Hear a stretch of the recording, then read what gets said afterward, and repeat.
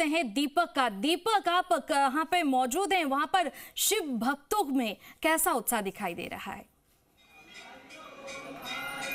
बिल्कुल, देखिए, हर हर महादेव बम बम भोले के जयकारे हैं वो आज छोटी काशी में सुनाई दे रहे हैं। जो कांवड़िए हैं गलता तीर्थ और अन्य जगहों से जल लेकर भगवान भोलेनाथ का अभिषेक कर रहे हैं और सुबह से ही आज भोर होने के साथ भगवान भोलेनाथ के चौखट पर आने के लिए लंबी लंबी कतारें लगी हुई हैं। यानी कि जो फलों के राजा हैं उनके आम की जो झांकी है वो मंदिरों में सजाई गई है और ये जो कतार हैं वो इसको बयां करती हैं किस तरीके से भगवान भोलेनाथ की श्रद्धा और आस्था किस तरह से भगवान भोलेनाथ के भक्तों में देखने को मिल रही है। देखिए, आरती हो रही है यहाँ पर और भगवान भोलेनाथ की जो अलग अलग मंडलियाँ होती हैं वो भगवान भोलेनाथ का अभिषेक के साथ में आरती है वो यहाँ कर रही हैं और भगवान भोलेनाथ के जो भक्त हैं, भगवान शिव के भक्त हैं, वो यहाँ पूजा अर्चना करते हुए आपको नज़र आ रहे हैं।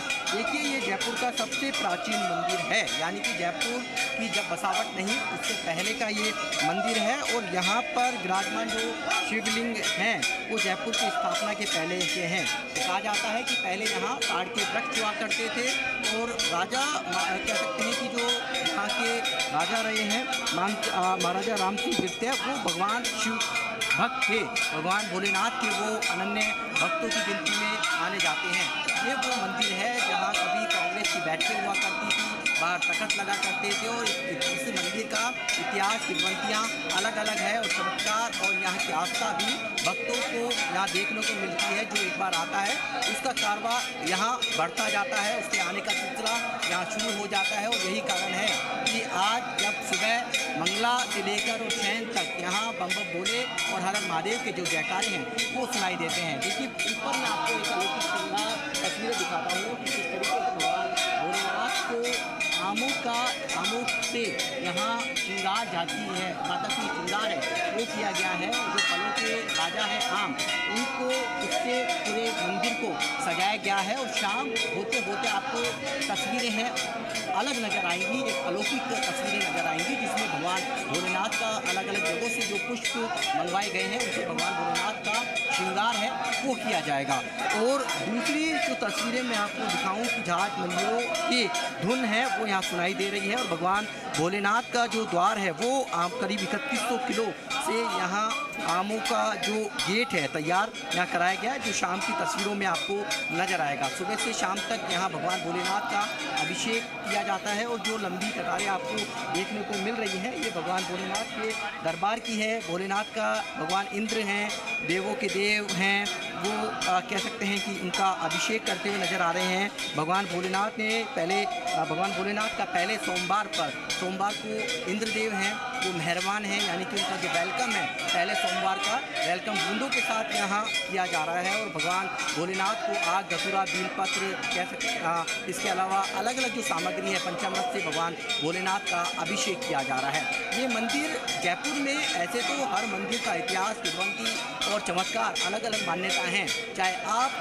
चले जाइए 11 रुद्र महादेव मंदिर में जो आगरा रोड स्थित है, जो रानी सिसोदिया रानी के बाग के सामने है, जहाँ रानी सिसोदिया ने अपने सिसोदिया रानी गार्डन बनाने से पहले उस मंदिर का निर्माण कराया और सुरंग के माध्यम से वहाँ दर्शन करने आती थी। चाहे वो अंबिकेश्वर महादेव मंदिर की बात करें तो जब सावन का महीना होता है, जब इंद्रदेव पूरी तरीके से मेहरबान होते हैं तो वो पूरी जलहरी है भगवान इंद्रदेव है उससे भगवान भोलेनाथ का अभिषेक करते हैं। चाहे भूतेश्वर मंदिर की बात करें, झारखंड महादेव जहाँ मेरी सहयोगी नेहा जोशी आपको वहाँ की तस्वीरें दिखा रही है, वो मंदिर है जो विश्व पे 108 ज्योतिर्लिंग शिव स्वयंभू वहाँ पर शिव हैं, यानी कि विश्व के जो 108 ज्योतिर्लिंग शिव हैं उसमें से एक मंदिर हुआ है जो द्रविड़ शैली पे यानी कि साउथ की शैली पर द्रविड़ शैली पर वो तैयार किया गया है। और हाल में जो तिरुपति के जो वहाँ पुजारी हैं उन्होंने भगवान भोलेनाथ का यहाँ पर अभिषेक किया था। जयपुर बसा नहीं, उससे पहले आपको हर गली चौराहे मंदिर मिलेंगे। जहाँ रोजगारेश्वर मंदिर की बात करें तो रोजगारेश्वर महादेव यानी कि लोगों को रोजगार देता है, यानी कि जिस मंदिर का नाम काम जिस तरीके से है उसके उतना ही बड़ा इतिहास है, उतना ही बड़ा चमत्कार है और उतना ही बड़ा आपको वहाँ आस्था है तो देखने को मिलती है। जब आप मंदिर में कदम रखते हैं तो आपको यहाँ आनंद की अनुभूति है वो प्राप्त होती है, यानी कि आनंद है वो मिलता है। और जब भगवान भोले के दरबार में आप पहुँचते हैं और भगवान भोलेनाथ का नाम वैसे ही बोले हैं तो थोड़ी सी आपको पूजा अर्चना से ही वो भगवान भोले हैं वो खुश हो जाते हैं। और यहाँ के मंदिर जो जिसे छोटी काशी कहा जाता है जयपुर को, तो छोटी काशी इसलिए कहा जाता है कि यहाँ हर आपको चौराहे पर, हर गली में आपको यहाँ मंदिर हो। भगवान भोलेनाथ पर आज पूरी तरीके से इंद्रदेवी मेहरबान है। हालांकि उमस है, लेकिन उमस और गर्मी और सुबह 4 बजे से भक्तों की कतारें ये आस्था की जो झलक है वो बताती है कि किस तरीके से आज भगवान भोलेनाथ के प्रति लोगों की आस्था है। कांवड़िए गलता तीर्थ में, यानी कि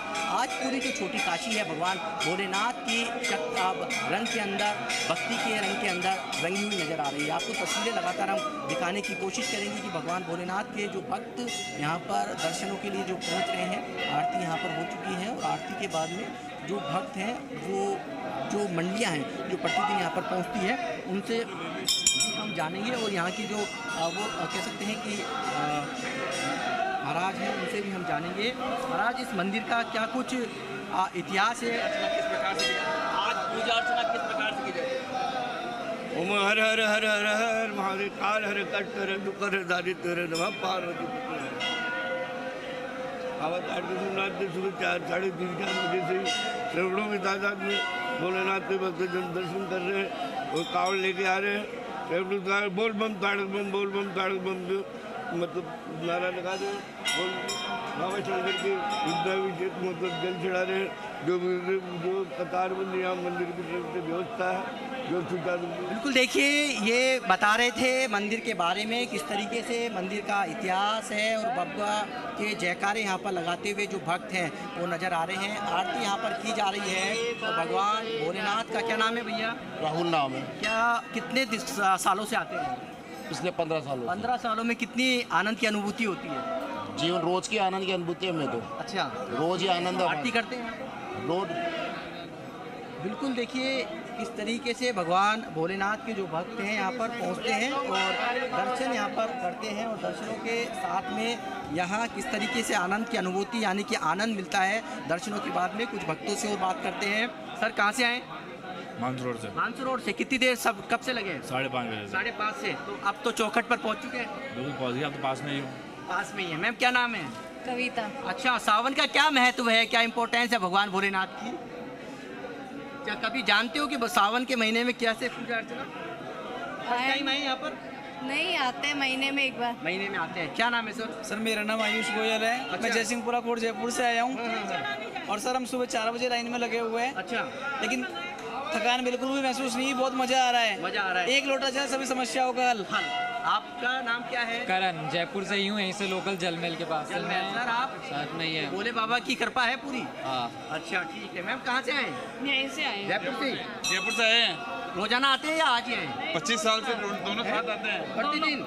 मतलब दंपत्ति? तो कितनी यहाँ आस्था है यहाँ पर? बहुत आस्था है हमारी, यहीं से आस्था है हमारी। अच्छा, सब कुछ मिलता है बाबा से? यहीं से मिलता है, हमारा रोज का काम है।